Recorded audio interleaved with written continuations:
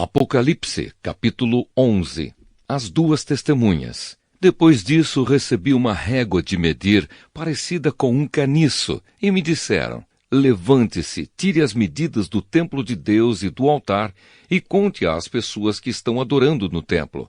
Porém, não tire as medidas do pátio exterior do templo, pois esse pátio foi dado aos pagãos que pisarão a cidade santa durante 42 meses. Eu enviarei as minhas duas testemunhas, vestidas com roupa feita de pano grosseiro, e elas anunciarão a mensagem de Deus durante 1260 dias. As duas testemunhas são as duas oliveiras e os dois candelabros que estão em pé diante do Senhor do mundo inteiro. Se os seus inimigos tentam maltratá-las, sai fogo da boca destas duas testemunhas e acaba com eles. Assim, quem quiser maltratá-las precisa ser morto. Elas têm autoridade para fechar o céu a fim de que não chova durante o tempo em que anunciam a mensagem de Deus. Têm autoridade também sobre as águas para que virem sangue. Têm autoridade ainda para ferir a terra com todo tipo de pragas, quantas vezes quiserem. Quando as duas testemunhas acabarem de anunciar a sua mensagem, o monstro que vem do abismo lutará contra elas. Ele vencerá e as matará, e os seus corpos ficarão na rua principal da grande cidade onde o Senhor delas foi crucificado. O nome simbólico daquela cidade é Sodoma, ou Egito. Durante 3 dias e meio, os povos de todas as nações, tribos, línguas e raças olharão para esses dois corpos e não deixarão que sejam sepultados. Os povos da terra ficarão felizes com a morte dessas duas testemunhas. Vão comemorar e mandar presentes uns aos outros, porque esses dois profetas trouxeram muito sofrimento para a humanidade. Mas depois desses 3 dias e meio, um sopro de vida veio de Deus e entrou neles, e eles se levantaram. E todas as pessoas que os viram ficaram com um medo terrível. Aí os dois profetas ouviram uma voz forte que vinha do céu e lhes dizia: subam aqui. Enquanto seus inimigos olhavam, os dois profetas subiram ao céu numa nuvem. Naquele momento houve um violento terremoto.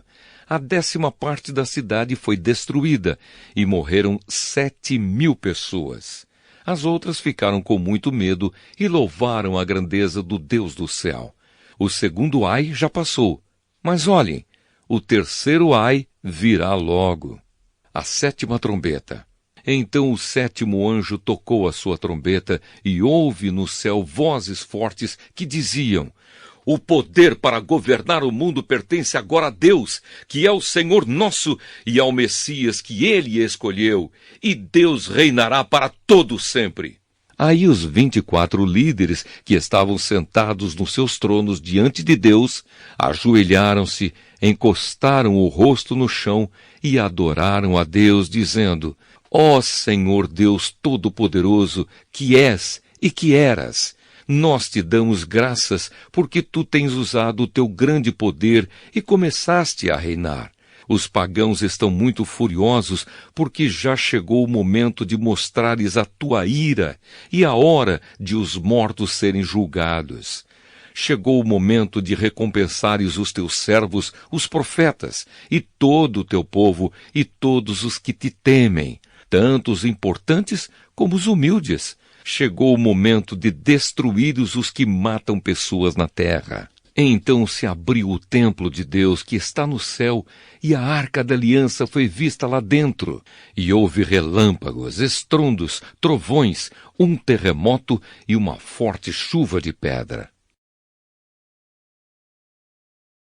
Apocalipse, capítulo 12. A mulher e o dragão. Então apareceu no céu um grande e misterioso sinal. Era uma mulher. O seu vestido era o sol, debaixo dos seus pés estava a lua, e ela usava na cabeça uma coroa que tinha 12 estrelas. A mulher estava grávida e gritava com dores de parto. E apareceu no céu outro sinal. Era um enorme dragão vermelho com 7 cabeças e 10 chifres, e com uma coroa em cada cabeça. Com a cauda, ele arrastou do céu a terça parte das estrelas e as jogou sobre a terra. Depois parou diante da mulher grávida, a fim de comer a criança logo que ela nascesse. Então a mulher deu à luz um filho, que governará todas as nações com uma barra de ferro. Mas a criança foi tirada e levada para perto de Deus e do seu trono. A mulher fugiu para o deserto, onde Deus havia preparado um lugar para ela. Ali ela será sustentada durante 1260 dias. Depois houve guerra no céu. Miguel e os seus anjos lutaram contra o dragão, que combateu junto com os seus anjos. Mas o dragão foi vencido, e por isso ele e os seus anjos não puderam mais ficar no céu. O enorme dragão foi lançado fora do céu. Ele é aquela velha cobra, chamada Diabo ou Satanás, que leva todas as pessoas do mundo a pecar. Ele foi jogado sobre a terra, e os seus anjos também foram jogados junto com ele. Então ouvi uma voz forte no céu que dizia: Agora chegou a salvação de Deus. Agora Deus mostrou o seu poder como rei. Agora o Messias que ele escolheu mostrou a sua autoridade, pois o acusador dos nossos irmãos que estava diante de Deus para acusá-los dia e noite foi jogado fora do céu. Os nossos irmãos o derrotaram por meio do sangue do Cordeiro e da mensagem que anunciaram. Eles estavam prontos para dar a sua vida e morrer. Portanto, ó céu, e todos vocês que vivem nele, alegrem-se.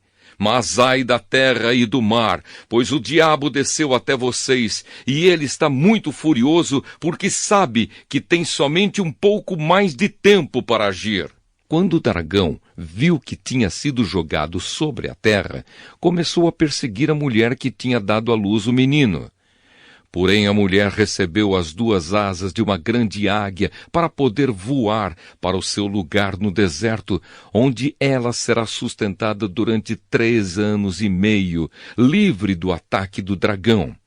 Então o dragão lançou água da sua boca, como se fosse um rio, atrás da mulher, para que ela fosse arrastada pelas águas. Mas a terra ajudou a mulher, pois a própria terra abriu a boca e engoliu a água que tinha saído da boca do dragão.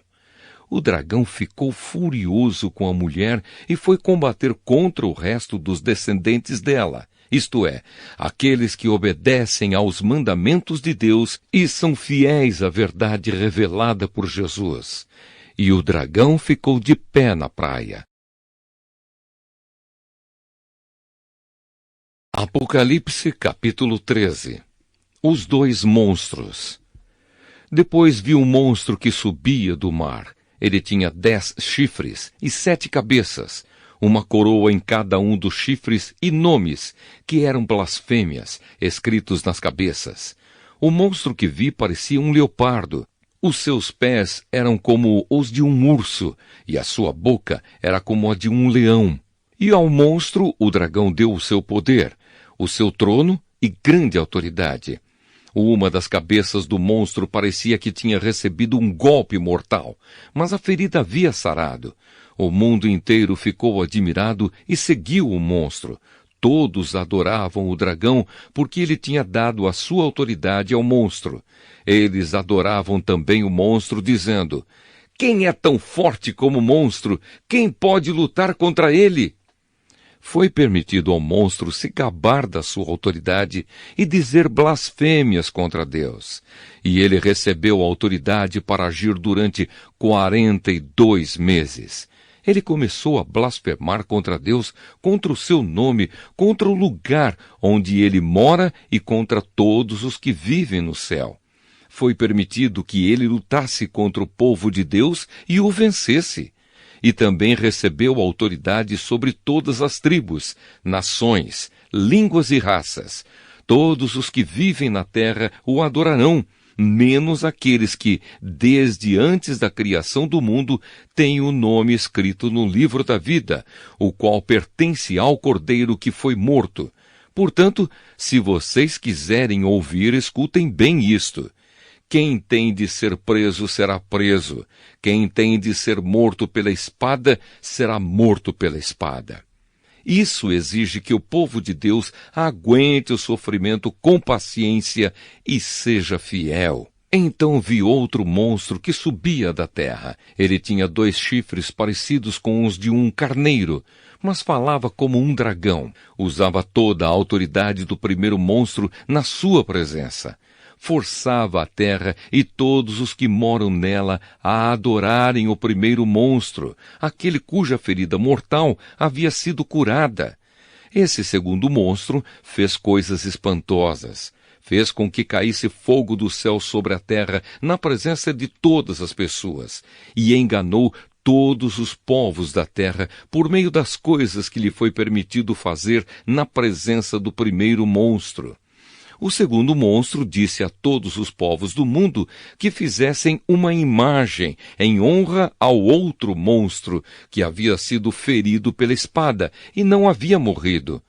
O segundo monstro recebeu o poder de soprar vida na imagem do primeiro, para que ela pudesse falar e matar todos os que não a adorassem.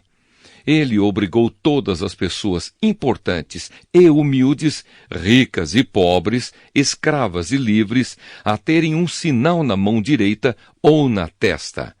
Ninguém podia comprar ou vender a não ser que tivesse esse sinal, isto é, o nome do monstro ou o número do nome dele. Isso exige sabedoria. Quem é inteligente pode descobrir o que o número do monstro quer dizer, pois o número representa o nome de um ser humano. O seu número é 666.